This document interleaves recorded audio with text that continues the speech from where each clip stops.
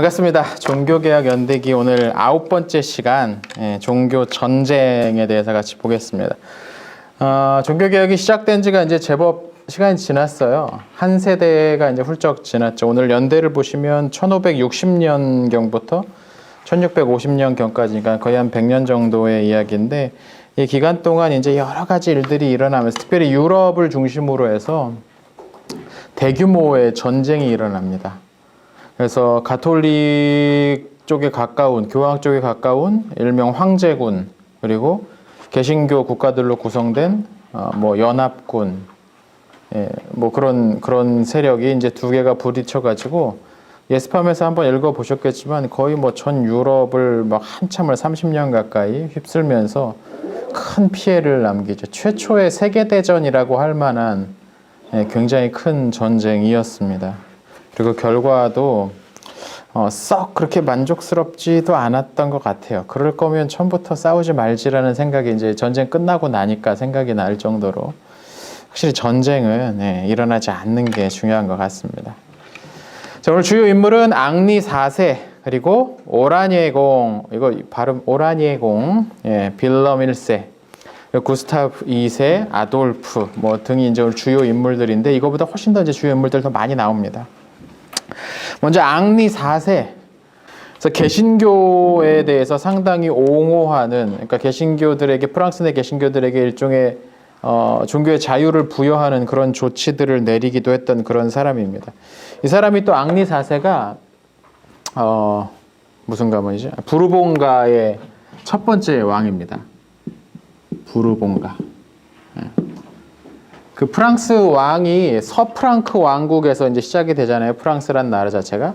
서프랑크에서 샤를마뉴의 후손이 딱 죽고 나서 이제 사라지고 나서 더 이상 샤를마뉴의 후손이 왕이 될 수 없게 되니까 자체적으로 귀족들이 모여가지고 왕을 선출했어요.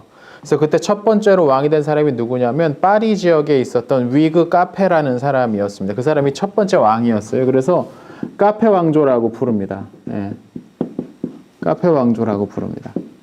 그리고 사실상 이 왕조에서 망할 때까지, 왕정이 끝날 때까지 계속 왕위를 이어받아요. 그런데 직계로 이어받지 못하고 어느 정도 내려가다 보면 후손이 다 끊겨버려가지고, 특히나 이쪽은 이제 살리카법이라고 게르만 옛날 전통 그 법이 이어져 내려와서 여자가 왕이 될 수 없어요.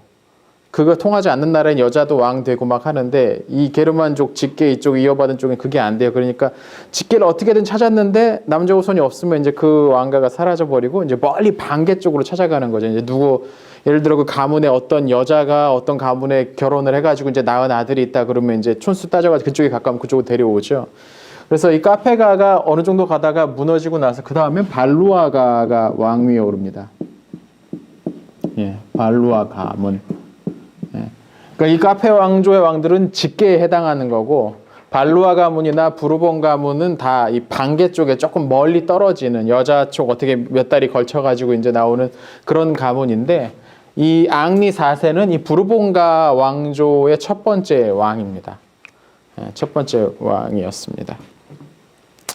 재밌는 건 요 세 개 가문이 카페 직계랑 발루아가랑 부르봉가가 한 사람의 아들, 손자로 이어져요. 근데 그 한 사람이 누구냐면 루이였습니다. 일명 성 루이라고 불리는, 경건왕 루이라고 불리는 왕이 있습니다. 그래서 이 사람이 얼마나 그 신앙심이 깊었는지 교황이 이제 죽고 나서 쟤는 성인이다 해가지고 성인 칭호를 부여받은 유일한 프랑스의 왕이에요. 그래서 이 사람의 이름을 딴 도시들이 여러 군데 있어요. 미국에도 있는데 미국의 세인트 루이스가 바로 이 성 루이의 이름을 따서 만든 도시입니다. 브라질에도 있고 몇 군데에 있다고 하더라고요. 이 성 루이의 이름을 따서 붙인.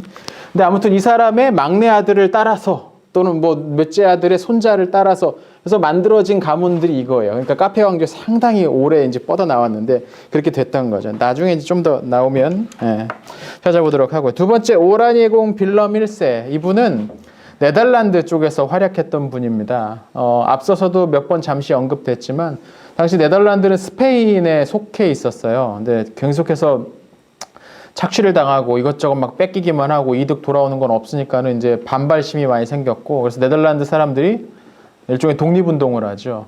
그때 이제 독립운동 주요 지도자였습니다. 이분이 오라니에공 빌럼 1세. 그래서 이 오라니에가 영어식으로 읽으면 orange입니다. 네, 오렌지죠. 그래서 지금 네덜란드 국기가 오렌지 색깔이 있죠. 네덜란드가 그쵸. 그 오렌지 색깔이 그 나라 상징이잖아요. 바로 여기에서 나오는 오렌지공이라는 사람이 그렇습니다. 예, 영어식으로 하면 오렌지공. 그래서 이 사람 후손 중에 오렌지공 윌리엄 3세라는 사람이 나중에 잉글랜드의 왕위에 오릅니다. 왜냐하면 따져 보니까 촌수가 그렇게 가는 거예요. 그래서 일로 오셔서 우리 왕돼 주십시오 하게 된 거죠. 예. 그렇게 해서 이제 나중에 왕도 됐던 윌리엄이라는 후손이 이제 생기고 지금 오라니에 나사우가가 지금 네덜란드가 입헌군주국이거든요. 그래서 이 네덜란드에 왕실이 있어요. 그래서 네덜란드 지금 베아트리스인가 여왕이 오랫동안 다스리고 계시는데 그분이 굳이 따지고 보면 이 가문의 후손입니다. 물론 이제 몇몇 대에 이제 유럽에 있었던 주요 몇몇 가문들이 결혼도 하고 막 섞이기도 했는데 굳이 따지고 보면 이제 기원을 따지고 보면 조상은 결국 이쪽으로 이제 닿게 되기도 하는. 그래서 네덜란드가 독립하고 나서 아주 강력한 뭐 왕정을 택하지 않거든요. 공화정을 택하거든요. 그게 재미있는 부분인데 가톨릭 국가들은 주로 강력한 중앙 집권 그런 거를 채택을 하고 개신교를 택한 쪽에서는 공화주의를 택하는 경우가 많았어요. 왜냐하면 그 제도 자체를 가만히 생각해 보면 교황을 중심으로 한 중앙 집권적 종교 체제가 왕정하고 아주 가까이 어울리죠. 근데 개신교도들, 특별히 뭐 장로교를 비롯한 장로교 전통뿐만 아니라 또 뭐 회중교회 같은 데는 더 그렇죠. 더 그 권력이 어디 중앙에 모여 있지 않고 모두에게 동등하게 나누어져 있다라고 생각하는 그런 생각들이 있다 보니까 그쪽을 받아들인 쪽은 주로 이제 공화정 쪽으로 많이들 갔던 것 같아요. 일찍부터 이제 그런 상황이 있으니까 30년 전쟁은 단지 종교 전쟁만은 아니고 생각해 보면 경제적인 문제에 있어서 서로 전쟁이기도 하고 또 정치 체제를 둔 체제 전쟁이기도 했어요. 여러 가지 성격을 좀 가지고 있습니다. 여튼 이 오라니에공 빌럼 1세 이분이 이제 초대 세습총독이 됩니다. 이 사람이 워낙에 활약을 많이 했고 그리고 이제 죽은 다음에 그의 아들도 나중 뒤에 이제 좀 나오는데 어린 나이에 그 아버지의 직위를 이어받아 가지고 20살에 엄청나게 또 20년 동안 공을 세워요. 이 독립 투쟁 가운데서 이 전쟁 가운데서. 그리고 사람들이 당신들이 계속 그냥 총독 해달라고 그렇게 해서 그 제도가 이제 이어져 내려왔던 그런 사람입니다. 또 하나 이 구스타브 2세 아돌프는 이 사람은 스웨덴 사람입니다. 스웨덴 사람. 1611년에 즉위를 했는데 이 사람이 아주 탁월한 전술가였습니다. 특별히 이제 네덜란드에서 그 빌럼 1세 아들이 당시 유럽 최강국 중 하나였던 스페인과 싸워서 결국 독립을 쟁취해냈잖아요. 거기서 그 실전 경험과 전투 기술과 그런 것들이 엄청나게 발달했단 말이죠. 전쟁을 치르면서. 그것을 전격적으로 받아들이고 나름대로 개량하고 열심히 쌓아서 이 사람이 이 스웨덴을 당시 거의 뭐 최고의 전투력을 가진 그런 나라로 만들어냅니다. 이 사람이 아주 대단했어요. 이 사람 별명이 북방의 사자 뭐 이러는 거였어요. 되게 멋있죠. Lion of the North. 또 이 사람 또 다른 별명이 설왕이라는 것도요. 설왕. 한자입니다. 눈의 왕이란 얘기죠. 이 스웨덴이 쫙이 스칸디나비아 반도 이쪽에 있잖아요. 이쪽이 이제 덴마크고 스웨덴이고 그 위에 노르웨이잖아요. 이쪽에 이제 눈 많이 오고 하다 보니까 굉장히 춥고 막 그래요. 이제 그 동네에서 온 막 사자 같은 아주 대단한 왕 그래서 설왕, 스노우 킹인가요? 뭐 그렇게 불리기도 했던 사람입니다. 이 사람이 즉위하기 얼마 전까지만 하더라도 이 세 나라가 원래 하나의 나라로 연합돼 있었어요. 물론 나라는 다 따로따로 있었는데 노르웨이, 덴마크, 스웨덴이 하나로 연합돼 있었어요. 칼마르 동맹이라고 해서 이게 하나로 이렇게 뭉쳐져 있었어요. 근데 누구 때문에 뭉쳐져 있었냐면 그 덴마크가 힘으로 눌러가지고 나머지를 이렇게 하나로 만들어 놓은 그런 상황이었거든요. 근데 그것을 이제 해체시켜버리고 이 사람 아마 아버지 때인가 아마 그랬을 거예요. 그걸 이제 해체시켜버리고 스웨덴을 독립시켰어요. 그게 아마 이 사람의 아버지인가요? 쿠스타프 1세 바사인가 아마 그런 왕이었는데 그리고 그 사람이 루터교를 국교로 삼아요. 그리고 스웨덴은 루터교가 이제 국교가 돼요. 그래서 이 사람도 당연히 구스타프 2세도 루터교를 신봉을 하고 있었고, 물론 중간에 이제 살짝 가톨릭으로 돌아가려고 했다가 이 사람이 왕되면서 다시 그걸 이제 손자인가 아마 그럴 거예요. 예. 그래서 스웨덴은 신교 쪽에 서가지고 이 30년 전쟁에 전격적으로 참여합니다. 물론 근데 아까도 말씀드렸지만 뒤에 나올 때 다시 설명드리겠지만 종교적인 이유만으로 참전한 건 아니고, 이 사람은 자신의 세력을, 왜냐면 이쪽이 워낙에 북쪽이고 하다 보니까 추워요. 땅도 뭐 그렇게 좋지 못하고 당연히 대륙 쪽으로 내려오고 싶었겠죠. 예, 그 건도 이제 한 목사니까 그러니까 정치적인 이유, 경제적인 이유, 종교적인 이유가 다 섞여가지고 20, 30년 전쟁의 원인이 되고 더 치열하게 만들어졌던 원인도 있었을 겁니다. 자, 그럼 본격적으로 내용을 보면서 교회 5제 50페이지 보시면서 내용을 통해서 같이 한번 살펴보도록 하겠습니다. 자, 먼저 프랑스의 칼뱅주의자들 뭐라고 부른다고 했습니까? 위그노라고 부른다고 했죠. 이 위그노들이 굉장히 많이 늘어나기 시작을 합니다. 그래서 1562년경에는 기록에 따르면 150만 명에 달하는 사람들이 칼뱅주의자, 위그노가 됐다는 거죠. 처음에는 하급 귀족들 또는 이제 신흥 자본가들, 뭐 부르주아라고 부르는 그런 사람들이 이제 주로 이것을 이제 받아들였는데, 왜 그랬을까요? 왜 그 사람이 이런 걸 먼저 받아들였을까요? 그 사람들이. 하급 귀족들과 신흥 자본가들이 왜 먼저 그런 걸 받아들였을까요? 생각해보면 이 사람은 지금 체제에서는 딱히 더 뭔가를 얻을 수 없는 사람들이에요. 뭔가 좀 변해야 얻을 게 더 생기기도 하는 사람들이고, 당시에 그 프랑스 내 교회랑 정치 권력은 아주 밀접하게 서로 연합되어 있었기 때문에 이 체제 자체가 그 기득권자들에게 한없이 유리하고, 그렇지 않고 새롭게 뭔가를 해보려는 사람들한테는 굉장히 많은 장애가 됐을 거죠. 그러니까 그런 차원도 있었을 겁니다. 그리고 어느 사회건 지도층이 먼저 변화를 수용하는 경우는 거의 없는 것 같아요. 예, 그런 식의 개혁은 잘 일어나지 않는 것 같아요. 여하튼 그렇게 시작을 했는데, 시간이 지나면서 점차 신분이 높은 사람들도 이쪽에 이제 가담하기 시작을 했다는 거죠. 그래서 1559년에 프랑스에만 개혁파 교회가 2,000개가 넘게 생겼답니다. 엄청난 숫자입니다. 이들은 교회 조직을 장로제로 할지 회중제로 할지를 두고서 의견을 서로 이제 대립을 하기도 했었어요. 그 안에서.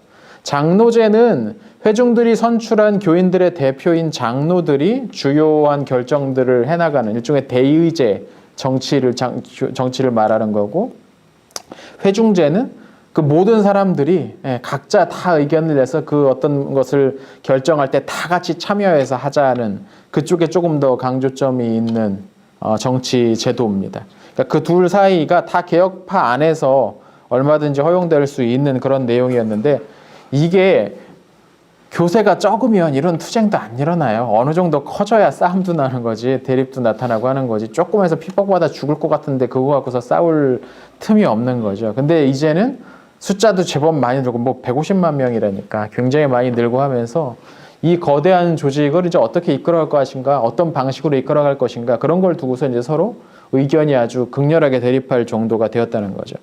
근데 그러던 중 1559년에 앙리 2세, 샤토브리앙 칙령 내렸던 그 앙리 2세가 마상결투 시합에 나가서, 마상결투 아시죠? 그 랜스라고 이런 긴 창이 있어요. 이렇게 랜스라고. 네. 이렇게 생긴 거 있어요. 창. 여기 뾰족하게 생겨가지고 말 타고서 이 갑옷들 있잖아요. 이제 이 당시 그 프랑스 그 다 가려준, 온몸 가려준 철판 갑옷들 입고서 말 타고서 이렇게 하고서 막 양쪽에서 뛰어가면서 쾅 찔러가지고 이제 쓰러지면 지고 살아남으면 이기고, 이게 이제 중세 때부터 계속 이어져 내려오던 그런 전통적인 것 중 하나인데, 그래도 보통 이런 결투 시합할 때는 이게 아주 단단한 창 쓰는 게 아니라 부러지기 쉬운 창을 써요. 왜냐하면 위험하니까. 근데 어찌어찌 하다가 상대편의 창이 보긴 해야 될 거 아닙니까? 투구에 이제 눈 쪽에 이렇게 열려 있었을 텐데 거기를 찔러가지고 눈을 창으로 찔러버린 거예요. 그래서 딱 쓰러져 버렸죠. 그리고 얼마 후에 시름시름 앓다가 죽어요. 그럴 수밖에 없는 게 이 당시 뭐 의학이 발달한 것도 아니고 그 정도 상처를 입었으면 일단 파상풍은 바로 위협이 있었을 거고, 아마 폐혈증으로 아마 죽었겠죠. 제대로 된 그 감염을 어떻게 해결할 수가 없었을 테니까. 지난번에 말씀드렸죠. 엘리자베스가 목욕하면 죽는다고 믿고 있었던 시대라고. 예, 그런 시대다 보니까 아마 이제 그래서 이제 죽어버렸습니다. 그래서 위그노들이 앙리 2세가 굉장히 그 쌀벌하게 탄압을 했는데 이 사람이 갑자기 죽었으니까 이건 하나님의 심판이다. 얼마나 좋아했겠죠? 네, 좋아했을 겁니다. 그래서 막 이제 상황이 좀 나아지겠지라고 생각을 하고 있었는데 문제는 다음 권력이 이 앙리 2세의 세 아들이 이제 차례대로 이어져 갑니다. 다음 세 명의 왕이 다 앙리 2세의 아들들이에요. 프랑스와 2세, 샤를 9세, 앙리 3세입니다. 프랑스와 2세, 샤를 9세, 앙리 3세.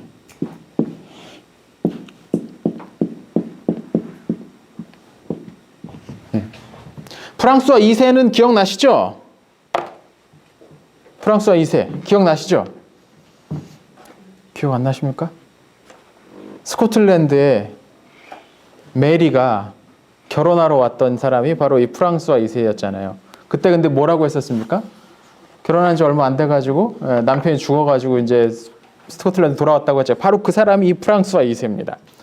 그러니까 이제 그렇게 오래 살 명이 아니었나 봐요.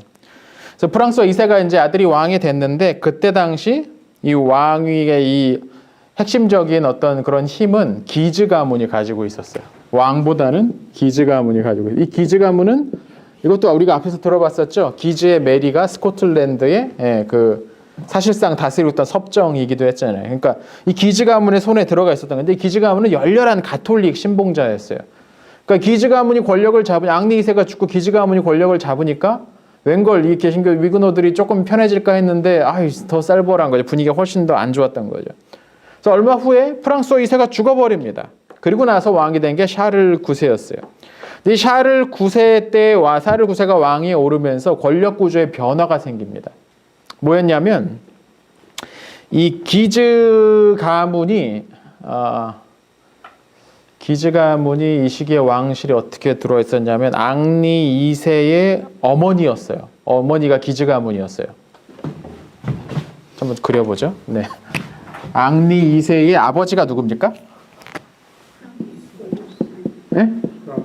네. 프랑스와 1세죠. 이때 결혼했던 부인이 기즈 가문 쪽이었어요. 기즈 가문의 여인이었어요. 근데 앙리 2세가 누구랑 결혼하냐면 거기 나오는 까트린 드 메디시스.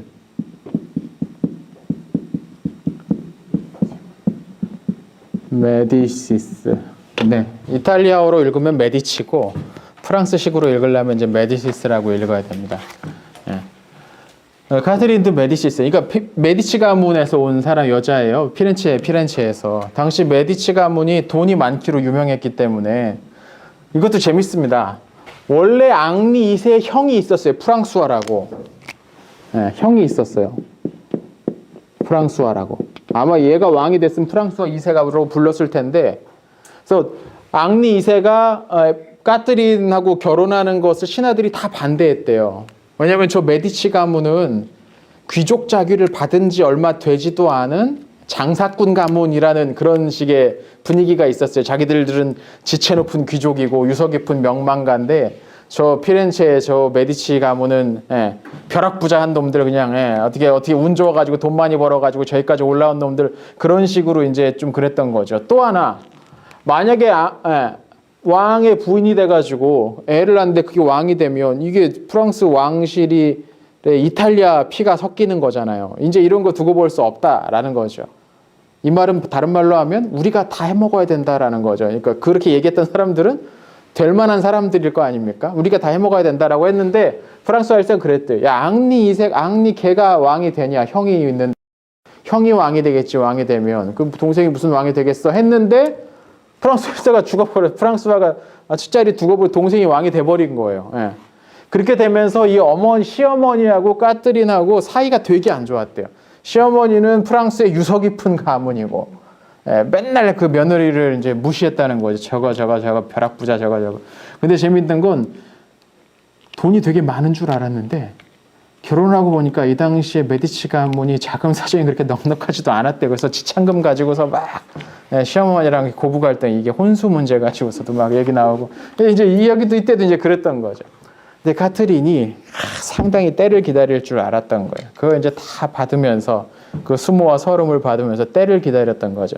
그러다가 마침내 자신의 둘째 아들이었던 샤를 9세가 왕위에 오르니까 이제 드디어 이제 내가 나의 세상이 왔구나 해가지고 대신 섭정이 됩니다. 왜냐면 이때 당시 샤를이 10살이었거든요. 그러니까 대신 이제 섭정으로 사실상 프랑스를 주물럭거리는 여자가 된 거예요. 여인이 된 거예요. 이탈리아 출신의 이제 이 여자가 와가지고. 근데 이 당시에 아까 말씀드렸지만 프랑스 내에 위그노들의 숫자가 상당히 많이 증가했고, 이 가톨릭 교도들과 위그노들 사이에 이 다툼, 분쟁 뭐 이런 것들이 적지 않게 됐던 거죠. 나라를 안정시키려면 이런 문제들, 이런 갈등을 해소해야 되잖아요. 이게 계급 갈등이기도 하고 또 계층, 사회 갈등이기도 하니까 이걸 해소를 해야 되는데 이 사람이 이제 상당히 그래도 교양이 있는 여성이었기 때문에 그죠. 그냥 아는 거 없이 막 그냥 뭐 사치스럽기만 하고 그러면 여기서 정말 그냥 바로 날아갔을 텐데 상당히 정치력도 있고 뭐 책도 많이 보고 대화도 되는 사람이니까 이쪽 진영 사람들 불러다가도 얘기하고 저쪽 진영 사람 불러다 얘기하면서 그래서 이 중재하기 위해서 애를 많이 씁니다. 그래서 1562년에 위그노들에게 종교의 자유를 허용하는 칙령이 아들의 이름으로 발표가 됩니다. 이때 이제 어떤 내용이었냐면 위그노들이 점령하고 있는 교회들을 가톨릭에 이제 다시 내어주는 대신에 위그노들이 자체적으로 예배 드리는 걸 허용을 하는 거예요. 단 도시 밖에서 예배 드리는 것은 허용하겠다. 왜냐하면 안에서 예배 드리다가 또 이렇게 이제 충돌이 일어날지도 모르니까. 또는 개인의 집 안에서만 밖에 나와서 어디 따로 모여서 말 개인의 집 안에서만 하는 것들은 허용하겠다라는 식으로 제한적이나마 위그노들에게 예배의 자유를 종교의 자유를 허용하는 그런 조치를 전격적으로 내립니다.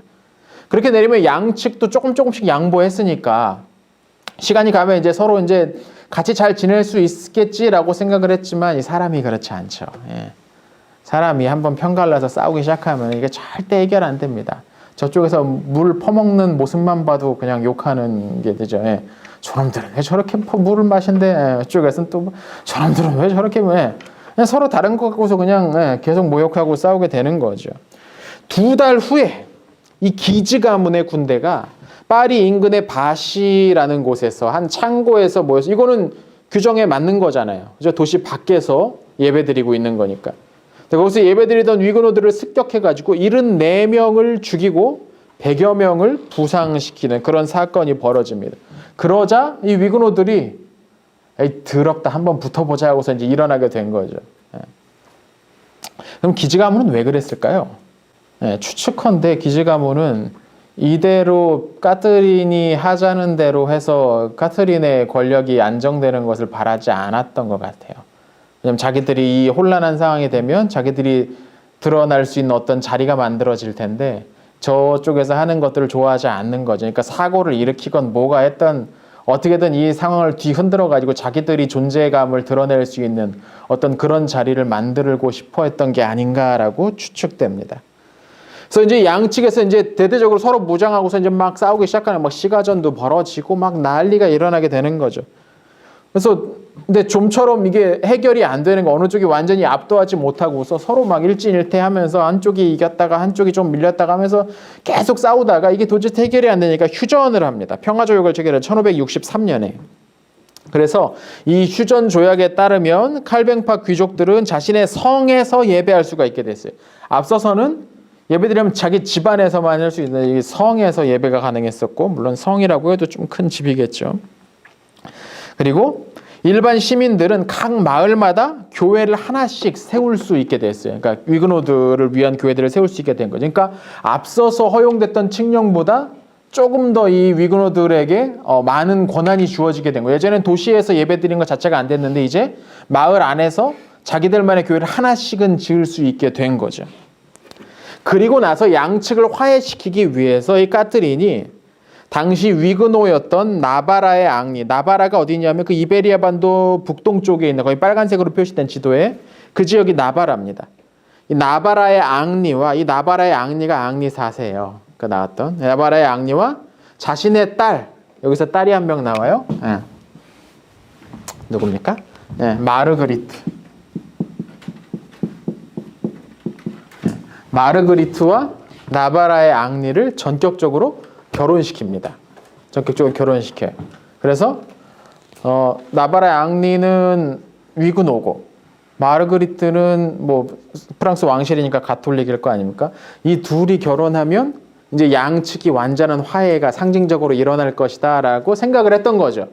근데 이 당시 마르그리트는 좋아했던 남자가 있었대요. 근데 엄마가 결혼하라고 그러니까 또 뭐 엄마가 하라면 또 결혼을 하는, 왜냐면 이 당시에 뭐 연애 결혼은 별로 없잖아요. 네, 그 야반 도주했던 그 이사벨 뭐 빼면은 거의 다 이제 정략 결혼이니까, 왕실의 결혼. 그래서 결혼을 했어요. 네. 앙리 4세랑이 마르그리트가 이제 결혼을 전격적으로 합니다. 그리고 결혼을 축하하는 피로연을 이제 또 유럽에서는 크게 하잖아요.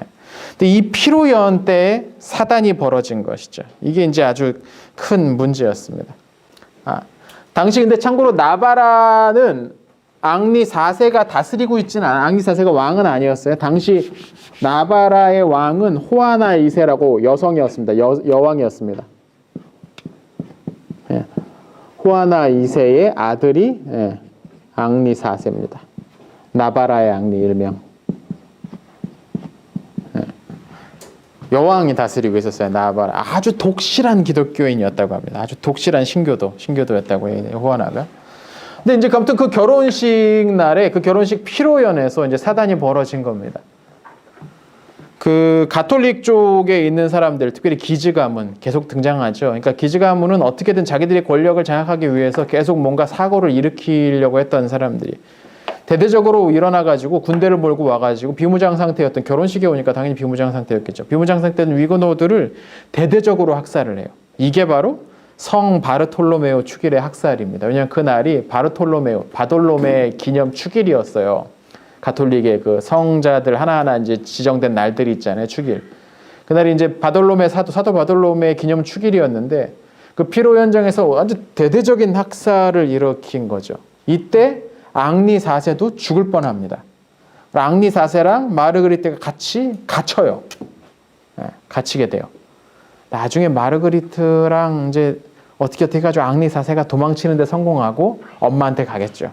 이제 군대를 몰고 와가지고 프랑스 내 위그노들과 연합을 해가지고 프랑스 내 그 위그노들의 지도자가 됩니다. 이 앙리 4세가, 나바라의 앙리가. 아무튼 이제 그 사건이 여기서 벌어진 거, 아주 대대적으로 결혼식에 온 사람들을 비무장 상태에서 다 죽여버린 거죠. 이게 큰 문제였어요. 근데 이것에 대해서 이 소식을 들었던 당시 교황 그레고리오 13세가 축포를 쏘라고 했대요. 프랑스 내에서 드디어 이단들이 다 멸망했구나 하면서 축포를 쏘게 했대요. 몇 년 전인가요? 십수년 전에 교황이 요거는 그 축포를 쏘게 했던 그 조치들을 우리가 잘못했다, 전임 교황이 했던 게 잘못이라고 시인하기도 했었습니다. 공식적으로. 근데 뭐 교황이 죽인 건 아니었으니까 아무튼 그 당시 교황은 그럴 능력도 없었어요. 프랑스까지. 그리고 이날을 축하하는 특별 미사를 열고 기념 주화까지 발행했죠. 좀 너무하긴 했어요, 그죠? 좀 지나치긴 했습니다. 여기서 이제 끝나지가 않았어요. 사건은 아까도 말씀드렸지만 일단 사렐 9세는 2년 후에 세상을 떠나고 이어서 왕이 된 게 그의 동생이었던 앙리 3세였는데 당시 나바라의 앙리가 포로 상태에서 잡혔다가 탈출을 합니다. 여기에 마르그리트가 약간 도와줬다는 얘기가 있어요. 마르그리트가 도와줬다는 얘기가 있어요. 그래서 이 마르그리트가 신교도들, 그러니까 위그노들의, 프랑스 내 위그노들의 지도자가 됩니다. 그러면서 3명의 앙리가 싸우는 전쟁이 벌어집니다. 프랑스 왕 앙리 3세, 나바라의 앙리, 그리고 기즈 가문의 앙리가 있었습니다. 그래서 새 앙리의 전쟁이라고도 부르기도 합니다. 일명. 그래서 이제 상황이 그렇게 돼버린 거죠. 그러니까 프랑스 왕이었던 앙리 3세는 나이도 어리고 까뜨린 엄마도 또 있어요. 엄마가 이제 또 영향력을 발휘하고 있어요. 근데 가만히 돌아가는 걸 보면 프랑스 왕은 완전 허수아비 취급당하고 있고, 지금 기즈 가문의 앙리랑 나바라의 앙리가 둘이 막 프랑스 내에서 영토에서 막 싸우고 있는 거죠. 프랑스 사람들 데리고서. 그래서 요것을 해결하기 위해서 자기가 해결해 보겠다고 앙리 3세가 전격적으로 기즈 가문의 앙리를 죽여버립니다. 사실 여기서 기즈의 앙리를 죽이면서 상황이 거의 수습 불가할 정도로 그냥 막 폭주해 가버리는 감이 좀 있었습니다. 왜냐하면 가톨릭파에서는 기즈의 앙리가 자신들의 어떤 막 정신적 지주, 막 자기들의 옹호자 막 이렇게 여겨지고 있는데, 왕이 기즈의 앙리를 죽였어? 그 왕은 누구 편인데? 이제 원래 가톨릭 지지자들은 왕실 지지자들과 겹쳐요, 많은 부분에서. 근데 이 사람들이 왕이 기재 앙리를 죽였다는 이 사건, 이 현실을 바라보면서 이 사람은 이 앙리, 이 왕 앙리 3세를 지지해야 되는가? 그러니까 왕이 완전 고립본 상태가 되어버리니까 어떻게 보면 팀킬이죠, 이게. 자기 편 자기가 죽여. 물론 기재 앙리가 상당히 제멋대로고 왕권까지 위협할 정도로 위협적인 인물이긴 했으나 여기서 그걸 그러니까 뒷일을 생각하지 못했던 거죠. 어린 나이에 이제 이런 것들을 하다 보니까 전격적으로 이거는 까트린이 시켰다는 증거가 없어요. 징조가 없어요. 대부분의 사람들도 그냥 앙리 3세가 독자적으로 행한 일이라고 이제 생각들을 하는데 이 문제가 돼버린 거죠.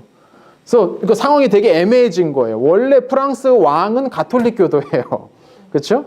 그리고 기즈 가문도 강력한 가톨릭 교도예요. 다만 둘 사이에는 정치적인 약간의 긴장 관계는 있을 수 있죠. 왕권에 그러니까 권력을 두고서 이제 서로 대립하는. 기즈 가문이 힘쓸 때는 뭐 왕도 그냥 아무것도 아닌 것처럼 놓고서 뭐 프랑스와 때에 이제 뭐 그랬었으니까 상황이 막 그랬었으니까. 근데 이 둘 사이 그리고 저쪽에 위그노들이 이렇게 싸우고 있었는데 앙리 3세가 기즈 앙리를 죽여버리면서 이쪽 축이 이상하게 무너져 버리게 돼버리는 거죠. 상당히 이제 웃기게 돼버린 거예요. 그러자 열렬한 이 광신적인 가톨릭 수사라고 알려져 있었던 어떤 사람이 앙리 3세를 죽여버립니다. 그렇게 되니까 단숨에 그 아까 말씀드렸던 그 가문 자체에서 왕이 될 만한 사람이 사라져버린 거예요.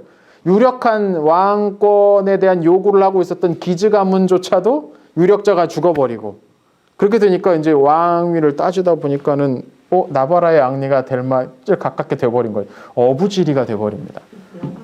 예, 그렇죠. 이게 거의 팀킬 수준의 그런 애들 말로 참 병맛 같은 짓을 했어 이거. 이렇게 돼버리게 된 거죠. 그래서 이 나바라의 앙리가 프랑스의 왕위에 오르고 앙리 4세라고 이제 불립니다. 계속 예전에도 말씀드렸던 것 같아요. 1세, 2세, 3세 이건 나중에 학자들이 이제 구분한 거고 그냥 앙리가 이제 왕 된 거예요. 근데 참 복잡했겠어요. 너도 앙리고 쟤도 앙리고 걔도 앙리, 그죠? 다 앙리.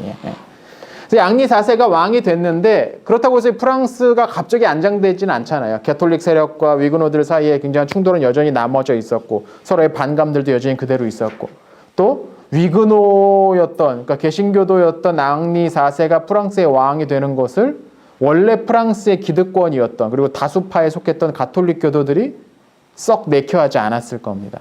그래서 이 앙리 4세가 전격적으로 가톨릭으로 내가 개종하겠다 하고서 가톨릭 미사에 참여하기로 합니다. 근데 이건 정치적인 결단이었고 그렇다고 해서 이 사람이 뭐 위그노들을 이제 그 핍박하고 탄압하는 쪽으로 섰느냐? 그렇지 않습니다. 낭트 칙령을 발표를 합니다. 이 낭트 칙령이 뭐냐면 위그노들에게 신앙의 자유를 인정하는 조치를 공식적으로 허용한 거죠. 그래서 파리 시내와 반경 5마일 이내 몇몇 대도시를 제외한 모든 지방에 위그노들이 교회를 세울 수 있게 되었고 뿐만 아니라 위그노의 그러니까 신교의 신앙을 가지고 있으면서도 공직에 나설 수도 있었고 의원이 될 수, 의회에 출마할 수도 있었어요. 그러니까 전격적으로 이것을 허용하게 되었던 거죠. 근데 이렇게 해서 프랑스가 종교의 자유가 주어졌느냐? 그건 또 아니에요. 시간이 지나면서 가톨릭 세력들이 다시 이 개신교도들을 핍박하려는 여러 가지 조치들, 충돌들이 이후에도 일어나긴 했습니다. 그러나 이 낭트 칙령이 중요한 것은 공식적으로 이 시기에 종교의 자유를 인정했던 가톨릭 국가임에도 불구하고 인정했던 최초의 조치였던 거죠. 이 당시 비슷한 가톨릭 성향을 갖고 있었던 스페인은 여전히 그 마녀 사냥, 이단 사냥하면서 때려잡아 죽이고 있는 그런 시절이었는데 프랑스는 조금 나은 그런 조치를 벌였습니다. 그러나 프랑스는 전반적으로 위그노들이 완전한 자유를 얻기에는 시간이 아직 조금 더 필요하긴 했었습니다.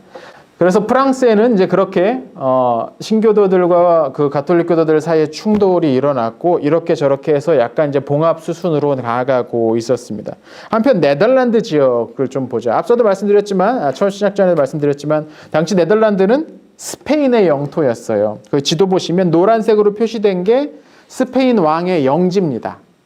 물론 여기 신성 로마 제국 영토는 써지 않았어요. 왜냐하면 구분 지어야 된다고 했었잖아요.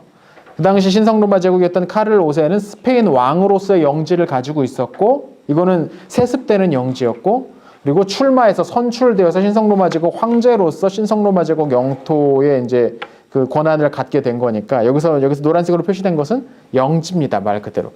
굉장히 넓죠. 이베리아 반도 거의 전역에 해당되고 또 이탈리아 반도 남부 쪽, 뭐 시칠리아 섬, 샤르데나 그리고 북아프리카의 몇몇 주요한 섬들, 주요 지점들 이런 것들을 이제 많이들 갖고 있었습니다. 영토가 이렇게 많으면 가장 큰 문제가 뭐냐면 방위선이 너무 길어진다는 거예요. 방어해야 될 선들이 너무 많다는 거죠. 군대라는 게 돈 먹는 하마입니다.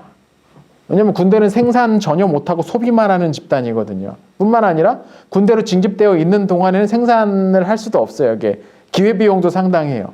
그리고 그 자체로도 뭔가를 생산하기보다는 파괴하는 조직이고. 근데 군대를 그러니까 뭐 지킬 때가 많으니까 군대를 한없이 키우자? 이건 멍청한 생각이죠. 폴 케네디라는 사람이 썼던 현대 역사가인데 강대국의 흥망이라는 책을 보면 완전 두꺼운, 입맛다면 두꺼운 책인데 역사상 존재했던 모든 강대한 제국들은 다 군비 지출이 지나치게 많아져서 멸망했다라고 주장하는 사람이에요. 생각해보면 일리가 있는 이야기입니다. 군비라는 게 장난이 아니거든요. 어디 나가서 싸워서 뭐 일주일 만에 싸우고 돌아오면 다행인데 이 싸움이 막 길어진다. 그러면 이제 여기 들어가는 비용은 막 기하급수적으로 올라가는 거예요. 대규모 전쟁이 일어날 수 없었던 이유가 뭐냐면 그만한 그 자원 조달이 안 됐기 때문이라는 이야기가 있어요. 중세 기간에 전쟁 뭐 100년 전쟁이 있고 막 그러잖아요. 이게 100년 동안 싸운 전쟁이 아니라 100년 동안 늘어진 전쟁이에요. 그 이유가 뭐냐면 한 번 나가서 전쟁 막 1년씩 하려면은 자원이 막 이만큼 필요하단 말이에요. 그만큼 부담할 수 있는 나라가 없었던 거예요. 중세 생산력 가지고. 그러니까 전쟁이 단번에 끝나지 않고 막 100년씩 막 몇십 년씩 이제 늘어지는 전쟁이 돼버리는 거죠. 예. 스페인이 마주하고 있었던 가장 큰 어려운 가운데 하나가 그거였습니다. 싸울 사람은 싸울 상대는 많은데 돈이 딸려요. 그럼 돈을 이제 어디선가 뽑아내야 되는데 이 당시 돈을 뭐 어디서 뽑아내겠어요? 자신이 이제 지배하고 있는 지역에서 세금 걷는 수밖에 없잖아요. 그 대표적인 지역이 바로 이 네덜란드 저지대 국가들이라고 부르는 네덜란드 지역이었습니다. 이 당시 네덜란드는 네덜란드랑 오늘날 벨기에랑 합친 지역을 말을 하죠. 플랑드르 지역 뭐 포함한 그 지역을 말합니다. 그래서 이 네덜란드에게 그 막 비용을 막 엄청 부담할 세금을 막 엄청나게 막 내라고 하는 거죠. 막 쥐어짜는 겁니다. 네덜란드 총독이 가서 하는 일은 이제 애들 쥐어짜가지고 돈 본국으로 보내는 거. 이게 이제 제일 임무로 온 거예요. 그러니까 그 수탈 당하고 하면서 이 사람들이 얼마나 그 못 살기가 힘들겠습니까? 또 하나 이게 이제 경제적인 측면이라면 정치 경제적인 측면이라면 종교적인 부분에 있어서도 이 당시 네덜란드 지방 정부는 종교개혁 세력 특별히 그 칼뱅주의 일찌감치는 뭐 루터교뿐만 아니라 이 칼뱅주의 개혁교회에도 굉장히 우호적인 입장을 가지고 있었어요. 그래서 이 네덜란드는 종교의 자유가 굉장히 널리 인정되는 그런 사실 이건 앞선 시대에도 그랬잖아요. 이 지역은 상당히 종교적으로 관용적인 그런 동네였다고 그랬었잖아요. 그렇게 돼버리고 있는 거죠. 그러니까 이 카를과 그의 아들 펠리페 2세는 이 모습을 좋게 볼 수가 없었던 겁니다. 그런 상황이 이제 문제가 있었어요. 일단 정치, 경제적인 그리고 종교적인 그런 문제가 있었던 거죠. 근데 1556년에 카를 5세가 전격적으로 퇴위합니다. 말씀드렸지만 카를 5세는 처음에 신성로마 제국 황제 출마했을 때부터 프랑스와 1세랑 경쟁했었고 그래서 겨우 황제가 됐는데도 프랑스와 1세가 진짜 얘는 캐릭터 정말 독특하죠. 프랑스와 1세 캐릭터는 정말 독특하죠. 프랑스와 1세가 없었다면 종교개혁 세력이 진작에 진압됐을지도 몰라요. 어떻게 생각하면. 카를이 맘먹고서 한번 싸우려고 하면 꼭 뒤통수 때리고 막 뒤에서 뭐 하고서 막 그래가지고 카를의 발목 잡았던 아주 훌륭한 분이시죠. 이 프랑스와 1세가. 그런 상황이었어요. 그러니까 이제 계속 하고 싶은 건 못하지. 신성로마 제국 자기 영지 안에서는, 그러니까 그 자기 그 다스리고 있는 얻게 된 권력 안에서 다스리는 영주들은 말 맨날 안 듣지. 맨날 여기저기서 반란 일으키고 뭐 하라 그러면 오지도 않고 전쟁 나가자 싸우자 그러면은 막 10명 와야 되는데 막 3명 와 있고 막 그래요. 막 3명 와 있다가 또 한 달 지나면 난 집에 가려고 또 가버리고. 그러니까 진짜 속이 아주 대단히 탔던 거죠. 종교 분쟁뿐만 아니라 여기저기서 싸우는 일들도 너무 많았고 혼자서 이걸 다 신경을 쓰려면 얼마나 정신이 없겠어요. 그래서 적으로 에이씨 나 때려칠래 하고서 은퇴해버립니다. 아주 재밌습니다. 살아있는데 보통 죽고 나서 새로운 황제가 선출되고 하는데 전격적으로 은퇴해요. 그리고 자신의 그 스페인 영지는 아들인 펠리페 2세에게 넘겨주고 신성로마 제국 황제 자리는 동생인 페르디난드 1세가 물론 넘겨줄 수 있는 자리는 아니죠. 선출돼야 되죠. 하지만 현직 황제가 살아있는 상태에서 얘가 됐으면 좋겠어라고 강력하게 미니까 그 영향력을 무시할 수가 없었겠죠. 그래서 동생이었던 페르디난트 1세에게 넘어가게 됩니다. 그리고 은퇴해요. 예, 은퇴해서 행복하게 살았나 모르겠어요. 예. 근데 이제 그 네덜란드 쪽 영지를 상속받은 것은 그 상속돼서 이제 그의 아들이었던 펠리페 2세였단 말이죠. 이 펠리페 2세가 어떤 사람이냐면 무적 함대 가지고서 이 엘리자베스 1세 잉글랜드 함대랑 싸우다가 완전 깨져버렸던 사람이기도 하고, 근데 또 이 사람이 행정력은 아주 뛰어났던 사람이었다고도 해요. 그래서 모든 걸 문서로 처리하라고. 그래가지고 앉아가지고 책상에 앉아가지고 종일 그 문서 검토하고 사인하고 해서 이거 행정 조직, 왜냐면 이렇게 넓은 데를 다스리려면 직접 돌아다니면서 할 수가 없잖아요. 그러니까 보고 체계를 정비해가지고 사방팔방에서 들어오는 문서들을 보고받고 그것을 문서로 해가 서명해서 보낼 거면서 이 넓은 지역을 자기 왕궁 사무실에서 집무실에서 다 다스렸던 인물이 이 펠리페 2세예요. 그러나 역으로 이야기하면 이 사람은 어찌 직접 나가서 몸으로 뭐 해본 적은 없는 사람이기도 하거든요. 이 사람은 머리로만 일했던 사람이에요. 저기 멀리 떨어져 있는 네덜란드에서 무슨 일이 일어났는지에 대해서 보고는 받고 있지만 이거 이렇게 하면 되잖아라고 그냥 말로 할 줄 알지 실제로 근데 일이라는 게, 사람이라는 게 얼굴을 대면하고 대화를 하고 하면서 이제 오해도 풀리고 뭔가 이게 통하는 게 있는데 이 사람은 앉아서 다 하는 사람이니까 그냥 시켜가지고 왜 그거 못해? 이제 이렇게 여겨지는 사람이었던 거죠. 52페이지 넘겨보시죠. 1558년 네덜란드에서 스페인 주둔군 철수해라, 그리고 세금 줄여달라라는 요구가 올라옵니다. 펠리페 2세는 뭔 소리야, 우리 돈도 없는데 하면서 단칼에 거절해버리죠. 1566년에 400명의 하급 귀족들이 모여서 다시 한번 청원서를 들고서 총독실로 들어갑니다. 다시 총독이 누구였냐면 펠리페의 여동생이었던 마르가리타였어요. 마르가리타. 펠리페의 여동생이었어요. 이 사람들이 이 청원서를 가지고 와가지고 이렇게 요구한다고, 세금 좀 깎아달라고. 우리 당시 분위기도 되게 쌀벌했거든요. 그러니까 막 우리 좀 여유롭게도 해주고 이거 세금도 좀 줄여주고 이렇게 요구를 하는 거죠. 근데 그 당시 마르가르테 총독의 이 참모들이 저놈들 거지 같다고. 그래서 이게 베거라고 불립니다. 베거. 네덜란드 베거라고 부르는 바로 이 사람들을 가리킵니다. 그러니까 스페인의 압제에 대항해서 이것들을 감해달라고 요구했던 사람들 요청. 이 베거가 사실 네덜란드에서도 모욕적인 말이긴 한데 이 사람들은 자랑스럽게 그것을 이제 자기들의 별명으로 취했대요. 이 베거라는 이야기를. 네덜란드의 거지들. 우린 이런 것을 요구한다 하고서 자신들의 요구 조건을 제시했던 거죠. 이 사람들은 그냥 조용히 그냥 시키는 대로만 했던 것이 아니고. 그리고 그 즈음에 칼뱅주의자들이, 칼뱅파, 그 개혁파 사람들이, 칼뱅이 직접 시킨 건 아닙니다. 그러니까 그 개혁파 사람, 어떤 교회에 있던 사람들이 가톨릭 교회에 침입해가지고 성상들을 다 파괴해버립니다.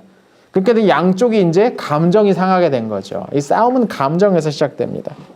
그래서 펠리페 2세가 알바레스라는 귀족을 보내가지고 군대 1만 명이면 이 당시 엄청난 겁니다. 1만 명을 먹여 살리려면 굉장히 많은 자원이 필요한데 1만 명의 군대를 보내가지고 야, 저놈들 시끄러우니까 네가 가서 눌러줘 라고 명령을 내립니다. 그래서 이 알바레스가 와가지고 반대파를 수천 명을 숙청해버립니다.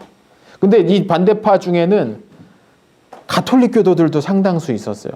왜 죽었냐면 거기에 나오지만 개신교도들에게 지나치게 관대했다는 죄목으로 잡혀가지고 왕에게 반역한 거다, 그건. 그래서 이 알바공이 상당히 공포 정치를 여기에서 이제 핍니다. 당연히 그럼 네덜란드 사람들은 반감이 더 심해지는 거죠. 누르면 누를수록 반동도 더 심해집니다. 작용 반작용의 법칙이 있지 않습니까? 반감이 굉장히 심해지고 그 사람들이 누구에게로 몰려드냐면 오라녜공 빌럼 1세에게로 몰려듭니다.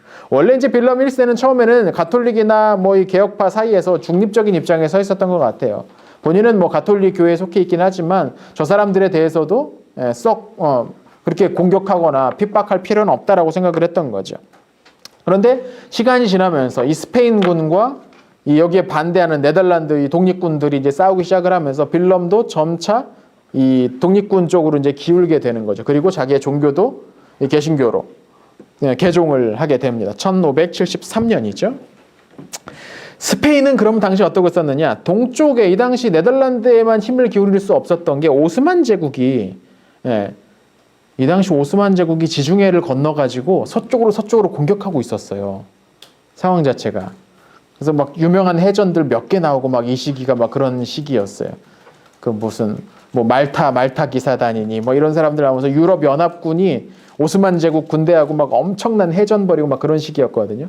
그러니까 북쪽에서 일어나는 이 반란들에 대해서 아주 이 대대적으로 어떻게 할 수가 없었던 그런 상황이었다는 것이죠. 그러자 이 독립군들이 점차 세력을 넓히고 독립 여기저기를 점령해 나가면서 자기들의 어떤 그 목적이 드디어 달성되나라는 생각이 듭니다. 그런데 그러자 군대를 몰아가지고 대규모의 군대를 보낼 여력이 안 되니까 암살자를 보내요. 이 펠리페 2세가. 그래서 빌럼 1세를 살해해버립니다. 그리고 그렇게 되면 이제 굉장한 위기죠. 이 독립파의 그 지도자가 죽게 되었으니까. 그런데 그의 지위가 그의 아들이었던 오라니에 공 나사우의 마우리츠에게 이어집니다. 이 마우리츠가 네덜란드의 전술을 한 단계 성장시켰던 인물입니다. 네덜란드에. 20세에 네덜란드군 총사령관이 돼요. 아버지 백이죠. 예. 보통 이렇게 아버지 백으로 어린 나이에 뭔가 큰 직위 맡으면은 별거 못하다가 그냥 사라져버리는 수가 많은데 이 마우리츠는 그렇지 않았어요. 이 젊은 나이에. 당시 잉글랜드의 엘리자베스 1세가 이 네덜란드 독립전쟁을 아주 주목하고 있었습니다. 왜냐하면 이 당시에 그 대서양을 주름잡는 그 함대가 스페인에게 있었는데 잉글랜드는 어떻게든 엘리자베스는 어떻게든 잉글랜드를 발전시키고 싶은데 그러려면 뭐 자원이 별로 없으니까 나가가지고 무역을 해야 되고 여기저기 돌아다녀야 되는데 이걸 스페인 함대가 꽉 쥐고서 상선들 다 보호하고 나머지 상선들 막 공격하고 막 그러니까 이게 안 되는 거죠. 그래서 엘리자베스 1세가 전격적으로 해적들을 고용해가지고 해군 막 제독으로 임명합니다. 유명한 해군 제독들이 이 당시에 해적 출신 해군 제독들이 여러 명 있어요.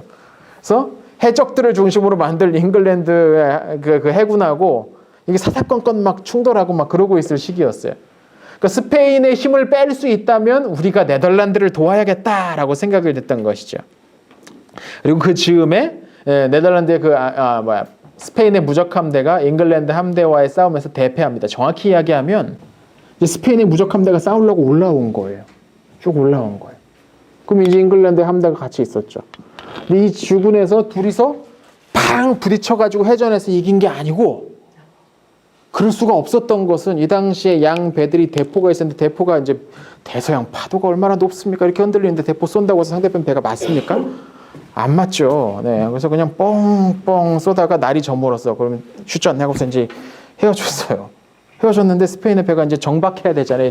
이쪽에 정박을 했는데 잘 모르는데 정박해가지고 배가 다음날 나오지도 못하고 다 깨져버리고 그냥 이렇게 뿔뿔이 사라져버립니다. 그래서 좀 맵게 나오는 것들 이제 잉글랜드 군대가 가지고 깨보시고서 그러면서 스페인의 이 무적 함대가 와해돼 버려요.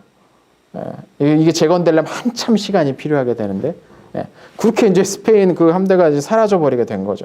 그러자 이 함대가 중요한 게 왜 중요하냐면 육군이 이쪽으로 스페인에서 네덜란드 쪽으로 육군이 이제 육로로 이동하려면 어디를 통과해야 되냐면 프랑스를 통과해야 돼요. 근데 프랑스랑 스페인은 옛날부터 경쟁 관계잖아요. 이거 뭐 돌아가라고 하겠습니까? 그러니까 대단히 어려워요. 그리고 군대가 이렇게 이동을 하려면 군대만이 아니라 그것의 몇 배가 되는 그 보급품들이 따라가야 되고 이걸 다 끌고 가면 어떤 일이 벌어지냐면 가다가 다 먹어버리는 수가 생겨요. 이렇게. 치중대라고 부르는데 이렇게 이제 그 뭐 말 먹일 뭐 건초라든지 사람들 먹일 뭐 미리니 뭐 이런 것도 준비해 갈 거 아닙니까? 이 치중대가 이걸 다 먹어요. 도착하면 이 사람들도 먹어야 될 거야. 기계가 아니니까 군대가 1만 명 걸 싣고 가려면 이 사람도 적지 않게 몇만 명 데리고 가려면 적지 않게 필요하고 그러다 보니까 이게 어떻게 하냐면 바다로 실어서 날라야 되거든요. 이 보급에 이제 문제가 생기면 해군이 와야 되고 이 지역을 그러면 잉글랜드 해군이 장악하게 되면 스페인은 이쪽으로 군대를 마음대로 움직일 수가 없게 돼버린 거죠. 땅은 연결돼 있더라도 이 보급이 안 되면 군대는 싸울 수가 굶고서 싸울 수는 없으니까 문제가 이제 발생해 버린 거죠. 이 틈에 이제 마우리츠가 네덜란드군을 이끌고 나서 주요 도시들을 빠르게 점령하기 시작합니다. 그리고 1609년이 되면 사실상 스페인이 저기는 더 탈환이 어렵겠다 싶어가지고 평화협정을 맺고 네덜란드는 독립을 하게 되죠. 근데 독립을 하고 그렇게 끝나느냐? 그렇지 않았습니다. 네덜란드 지역 자체가 지도 보시면 네덜란드 지역 자체가 개신교 완전 개신교 지역이 아니에요. 예, 가톨릭도 있고 개신교도 있었던 거고 개신교에 대해서 특별히 반감을 가하지 않았던 상황이었던 거죠. 근데 그 지역 보면은 당시 네덜란드 저지대 국가라고 불렀던 낮은 지역들이라고 불렀던 그 네덜란드 지역의 남부 쪽 프로방스 플랑드르라고 불리는 플랑드르 지역은 가톨릭을 믿는 사람들이 많이 살고 있었고 그 북부 쪽에 뭐 암스테르담과 그 인근 지역들에는 이 칼뱅파 사람들이 많이 이제 살고 있었어요. 그러다 보니까 남부 지역 사람들은 스페인에 가서 독립하기 싫다. 왜 우리가 독립해야 되느냐? 라고 주장을 하게 된 거죠. 그래서 양측에 이제 싸움이 또 벌어지기 시작을 합니다. 그래서 스페인이 내가 너희들과 휴전할 테니까 대신 남부 쪽에 있는 사람들, 너희 남부 쪽에 있는 가톨릭 사람들 공격하지 말아라. 그리고 북부에 살고 있었던 가톨릭 사람들, 그 사람들한테도 종교의 자유를 보장해 달라. 그래서 네덜란드에서는 그럼 남부 지역 그 가톨릭 지역에 살고 있었던 칼뱅파 사람들에게도 종교의 자유를 달라. 그렇게 요구를 하게 되죠. 그러자 그건 좀 우리 손해인 것 같은데라고 생각했던 스페인이 싸움을 포기하고 다시 이제 싸우기 시작을 합니다. 이게 30년 전쟁의 또 하나의 계기가 되기도 합니다. 이 북유럽 쪽에서 했던 또 하나의 전쟁이 이제 계기가 됩니다. 프랑스 쪽에서도 하나의 계기가 있었고, 둘이 싸우는. 그리고 결과적으로는 두 개가 이제 분리가 되죠. 그래가지고 북쪽은 네덜란드, 남쪽은 벨기에가 됩니다. 오늘날 이제 두 개 나라가 잘라져 버리게 되죠. 자, 네덜란드가 독립하면서 유럽 내에 스페인을 바라보는 사람들의 시선이 달라졌습니다. 이전에는 스페인 하면은 쟤네 되게 무서운 놈들, 제일 센 놈들 이런 생각을 하고 있었는데 네덜란드가 싸워서 이겼네? 스페인이 그렇게 짱이 아니었나 보네라는 생각을 하게 된 거예요. 이제 사람들이. 그러니까 굉장히 영향이 추락하게 된 거죠. 반면에 앙리 4세가 이끌고 있었던 프랑스는 힘을 한창 이제 키우고 있었습니다. 물론 나중에 이제 또 다시 이제 분열되겠지만 아무튼 본인이 가톨릭으로 개종도 하고 위그노도 전격적으로 안으면서 뭔가 하나 화합되고 왕권이 강화되는 그런 모습을 보여주고 있었으니까요.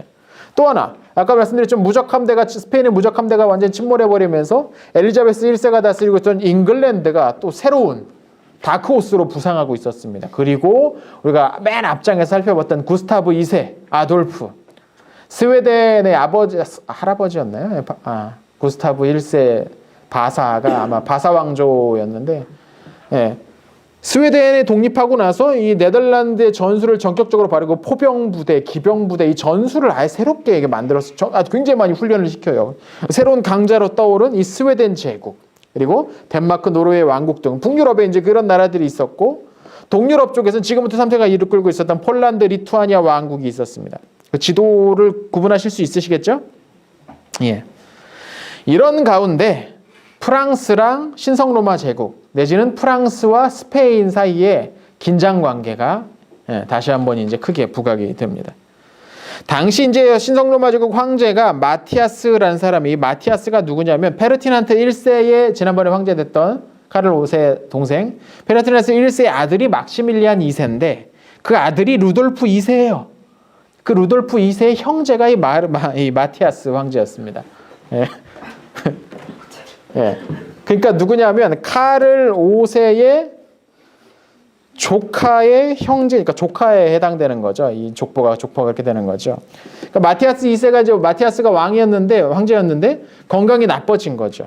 그래서 누구를 후계자로 삼을까 가만히 보다가 페르티난트 2세 열렬한 가톨릭 교도였다고 하는데 이 사람을 자신의 후계자로 삼기 위해서 보헤미아와 헝가리의 왕으로 임명합니다. 당시 보헤미아 이 지역은 왕정이었지만 이제 그 신성로마 제국 영토 안에 있는 영향력을 많이 받는 그런 왕이었거든요. 근데 이 페르티난트 2세가 아주 열렬한 가톨릭 교도다 보니까 이 보헤미아가 어떤 동네입니까? 보헤미아 출신의 유명한 개혁자 있었죠. 얀 후스.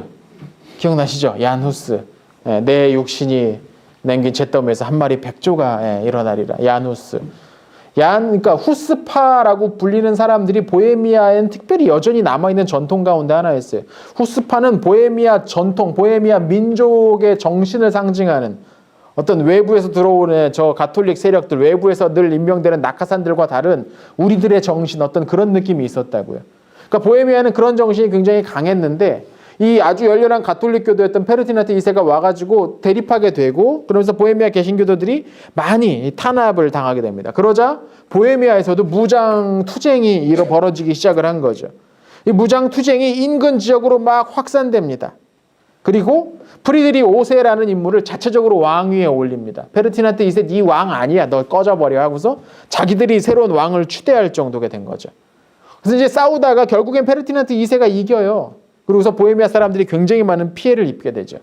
근데 이 꼴을 가만히 보니까 아까 말씀드린 신성로마족하고 스페인은 밀접한 관련이 있어요. 왜냐하면 지금 다 족보가 그쪽 족보잖아요. 그죠? 카를 5세 동생의 아들의 형제니까 지금 황제가 그죠? 예. 그리고 그 가문 내에서 페르디난트 2세라는 새로운 놈을 왕으로 세우려고 하고 있으니까 이 가문이 어떤 가문이었냐면 합스부르크 가문입니다. 네. 예.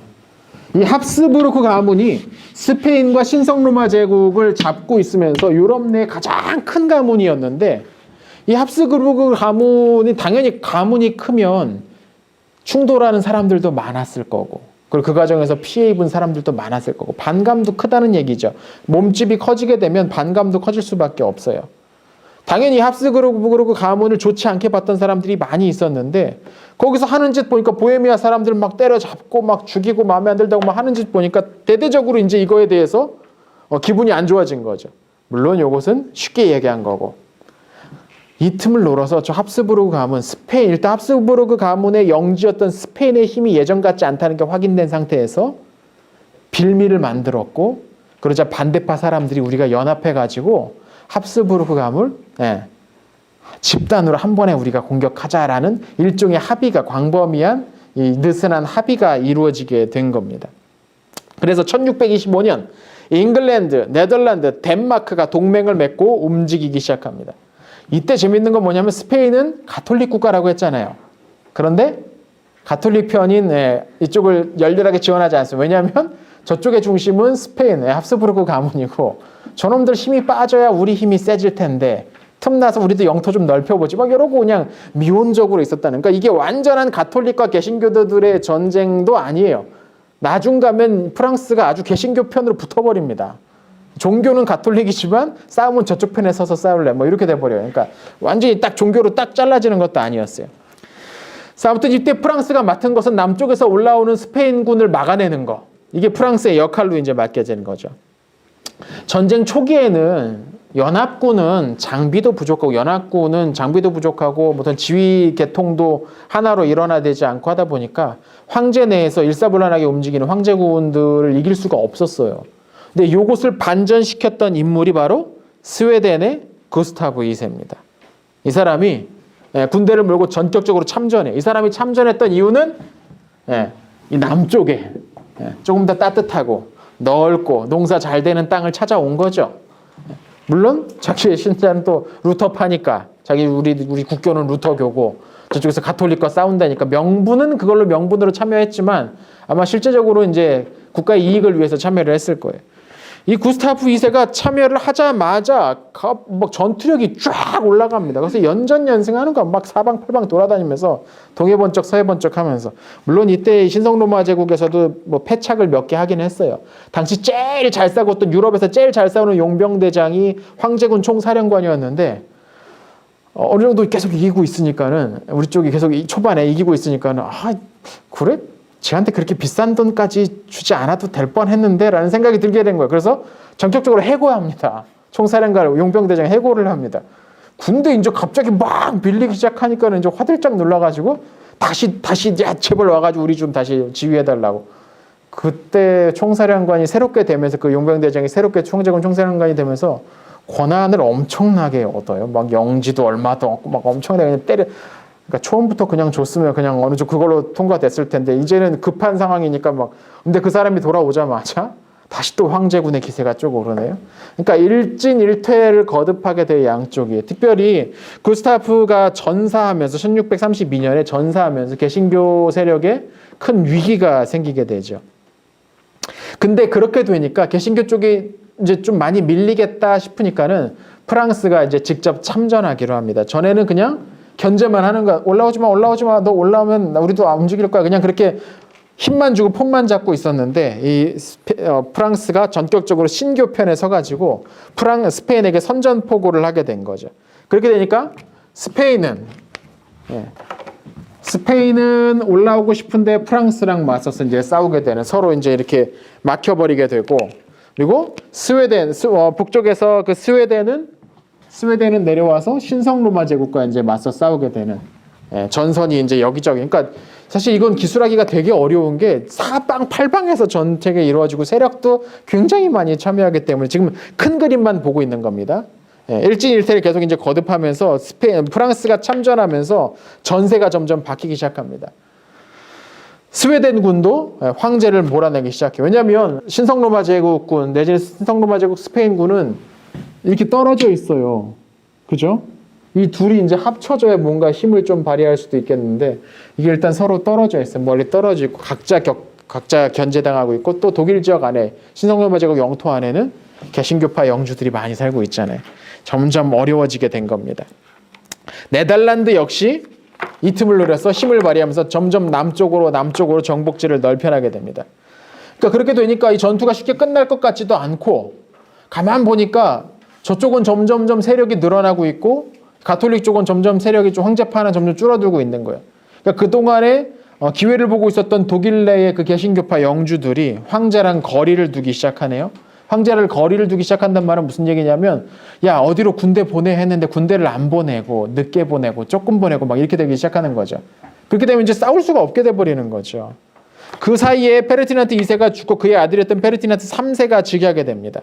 그리고 그때 그 즈음에 포르투갈이 전격적으로 독립을 선언합니다. 이렇게 되면은 이 스페인의 주요 영지가 이제 뿌리부터 등 쪽에서 이제 그 위협이 생겨버리게 된 거죠. 1642년 스웨덴군에게 다시 한번 큰 패배를 당한 황제가 결국에는 이대로 싸워서는 우리에게 승산이 없겠구나, 평화조약을 맺어야겠다라는 생각을 하게 됩니다. 그래서 1643년 스페인이 프랑스의 격파를 당해버리고 당시 황제군의 핵심이었던 바이에른군 또한 패퇴를 당하게 됩니다. 1644년이요. 스웨덴이 자기네 뒤에 있었던 덴마크의 위협을 제압하고 나서 더 남쪽으로 내려옵니다. 이때 아주 기세 되게 많이 올리는데, 저 북쪽 보시면 여기 이제 이렇게 살짝 이렇게 막 올라가 있는 지역이 있잖아요. 예. 그리고 이제 너무 위다. 어떻게 내려왔대? 예. 자, 덴마크잖아요. 덴마크, 노르웨이, 스웨덴이잖아요. 그러니까 스웨덴이 내려오다가 둘 다 개신교 국가예요. 둘 다 루터파 국가예요. 근데 덴마크가 원래부터 관계가 안 좋았다고 했잖아요. 이렇게 덴마크가 막 나머지 나라들 다 눌러가면서 하나로 억지로 통합시켜 놓은 상태였으니까. 그러니까 스웨덴이 덴마크 너 내려오지 마 하고서 딱 막아버리게 되니까 이제 뭐 동해 배후의 위협도 사라지고 쫙 치고 내려옵니다. 이대로 전쟁이 끝났으면 오늘날 스웨덴의 영토가 상당히 깊숙이 내려와 있었을 텐데 그렇게 끝나지는 않았어요. 그래서 보헤미아 지역까지 내려왔으니까 진짜 많이 내려온 거죠. 그래서 황제를 완전히 쫓아내버리기까지 합니다. 그리고 나서 1648년 드디어 베스트팔렌 조약이 체결됩니다. 이게 30년 전쟁이 끝났음을 이제 공식적으로 천명하는 조약입니다. 베스트팔렌 조약이 천명이 되면서 이제 체결이 되면서 여기서 결론을 지어진 게 뭐냐면, 가톨릭, 루터파, 개혁파 중에 원하는 종교를 결정할 수 있는 권리가 각 지역에 부여돼 버립니다. 이제 종교 갖고 싸우지 말자라는 얘기예요. 자신이 믿는 종파의 교회가 없는 지역에 사는 사람들은 개인적으로 그 믿고 싶은 대로 살아라는 것이 허용이 되었어요. 그러면서 여러 지역들 신성로마 제국에서 막 독립하기 시작을 하고, 난 더 이상 저기에 이제 지시 따르지 않겠다. 프랑스와 스웨덴이 상당한 영토를 새롭게 획득합니다. 물론 이 부분은 다시 나중에 잃어버리긴 합니다만 획득하게 됩니다. 그렇게 이제 종교 전쟁이 끝나게 된 거죠. 그러니까 굉장히 오랫동안 탄압하고 이쪽에서 막 죽이고 뭐 했던 전쟁이, 그래 한번 대판 한번 싸워보자 하고서 크게 한판 벌이고 나서 드디어 이제 합의에 이른 거예요. 각자 믿고 싶은 거 믿자. 30년 전쟁 기간 동안 한 800만 명의 가량 사람들이 죽었대요. 엄청 죽은 거죠. 이 800만 명이 죽었는데 다 전쟁 중에 죽은 건 아니고, 대부분은 아마 상당 부분은 굶주려서 죽었을 겁니다. 전쟁 돌아다니면서 약탈이 이루어지고 하다 보면 뭐 안 그래도 가난한 사람들인데 예, 먹고 살 게 없으면 이제 굶어 죽기도 하고 예, 추워서 뭐 얼어 죽기도 하고 뭐 그러니까 그런 식으로 비전투 손실 그러니까 희생자들이 상당히 많았을 거예요. 아무튼 근데 굉장히 많이 죽었죠. 그리고 주요 전투지였던 이 중부 유럽 지역, 특히 신성로마 지역이 영토화는 거의 뭐 쑥대밭이 돼버립니다. 군대가 지나가고 뺏어가고 지나가고 뺏어가고 죽이고 뺏고 뭐 요것들이 이제 오래돼 버리니까 굉장히 이제 완전히 다 파괴돼 버립니다. 그리고 용병들, 병사들이 돌아다니면서 먹을 게 없으니까 전쟁이 저렇게 길게 되는데 보급이 제대로 이루어질 수가 없잖아요. 보급 그만한 능력을 갖춘 나라도 이 시대에는 없었고. 오늘날도 그래서 큰 전쟁이 일어날 수 없는 게 사실 그겁니다. 보급 자원이 딸려서 못 내는 겁니다. 자원이 딸려서. 미국이 맘만 먹으면 전 세계 점령할 것 같잖아요. 그잖아요. 무력만 가지고는 그게 될 것 같은데 점령하고 나서 거기서 버틸려면은 군대를 전 세계에 어떻게 보내요? 미국 자원 갖고도 그건 안 되거든요. 사실 그게 이제 가장 큰 문제예요. 그러니까 사람이 이렇게 많이 죽고 이렇게 많은 피해가 나니까 사람들이 이제 야 도대체 그게 뭐였어? 우리가 뭐 때문에 싸웠는데? 라는 아주 근본적인 질문을 던지게 됩니다. 우리가 이렇게 죽고 죽이고 싸웠던 게 그렇게 중요한 일이었을까? 종교가 그렇게 중요한 건가? 라는 질문을 던지게 된 거예요. 그래서 일반적인 설명으로는 30년 전쟁을 거치고 나서 유럽 전역의 어떤 종교심이 굉장히 많이 떨어진 상태였다라고 이야기하는데 실은 30년 전쟁 거치기 전부터 이미 종교에 대한 실망이 굉장히 특별히 교회에 대한 실망이 굉장히 컸기 때문에 예배당이 여기저기 많이 비어 있었다는 얘기도 있어요. 이미 30년 전쟁이 일어나기 전에도 종교개혁이 일어나기 전에도 예배당의 상당 자리가 많이 비어 있었다는 이야기들이 있어요. 그냥 가봤자 알아듣지도 못하는 라틴어로 예배 드리고 뭐 아무도 조금 알아주지도 않고 그냥 굉장히 신앙심이 떨어진 상태였다고 알려져 있는데 아무튼 뭐 공식적인 설명들은 많은 사람들이 이제 그래 왔습니다. 근데 그러니까 30년 전쟁의 결과로 유럽인들의 종교에 대한 생각이 많이 달라졌다. 종교를 더 이상 예전만큼 중요하게 여기지 않게 되었다라는 식의 설명들이 많이 있는데 제가 보기엔 그거는 좀 한쪽으로 좀 치우친 설명 같고 일단 30년 전쟁은 단순히 종교 전쟁이 아니었습니다. 뭐 종교가 전면에 나서긴 했으나 경제적인 부분, 영토 확장에 대한 생각들, 그러니까 정치 경제적인 그런 영향력 요인들이 많이 이제 가미돼 있었고 30년 전쟁 자체에 그렇지 않으면 이렇게 큰 전쟁을 벌일 수가 없어요. 뭔가 떨어지는 게 크다라고 생각되니까 사람들이 거기 자원을 쏟아붓는 거죠. 그게 많이 컸었고 종교심은 이전부터 많이 떨어져 있었어요. 근데 여튼 이게 그것을 더욱 가속화시키긴 했겠죠. 가속화시키긴 했겠죠. 그리고 그 결과로 유럽 내의 어떤 정신세계, 특별히 어떤 종교심 부분에 있어서 상당히 많은 변화들도 나타나게 됩니다. 그 부분은 다음 주 마지막 시간에 일부 이제 설명이 되겠습니다. 자, 오늘은 여기까지 하도록 하겠습니다. 수고하셨습니다.